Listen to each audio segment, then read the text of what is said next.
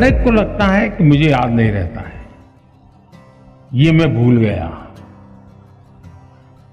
लेकिन आप अगर देखेंगे, इवन एग्जाम के टाइम पर अचानक ऐसी चीजें आपकी निकलने लगेगी कि आपको कभी एग्जाम के बाहर, अरे मैंने तो पिछले हफ्ते भर में कभी इस विषय को छुआ नहीं था, अचानक क्वेश्चन आ गया, लेकिन मेरा जवाब बहुत अच्छा हो गया। मतलब कहीं पर स्टोर था, आपका भी ध्यान नहीं था, अंदर स्टोर था। और वो स्टोर क्यों था?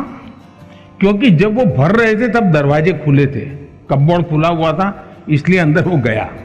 अगर कपबोर्ड बंद होता, कितना ही पड़ोसते, कुछ नहीं जाता।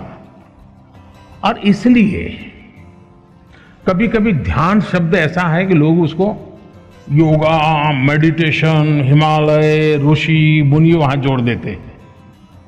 मेरा बड़ा सिंपल सा मत है, ध्यान का मतलब क्या है? अगर आप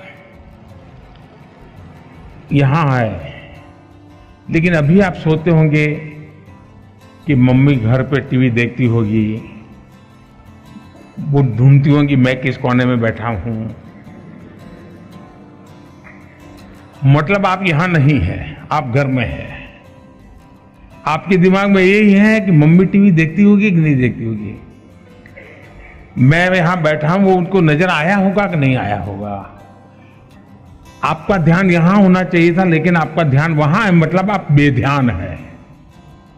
अगर आप यहां हैं तो आप ध्यान में हैं, आप वहां हैं तो आप बेध्यान है। और इसलिए ध्यान को इतनी सरलता से जीवन में स्वीकार कीजिए, आप इतनी सरलता से स्वीकार कीजिए। ये कोई बहुत बड़ा साइंस है और कोई बहुत बड़ा नाक पकड़ करके हिमालय में जाके बैठना पड़ता है, ऐसा नहीं है जी।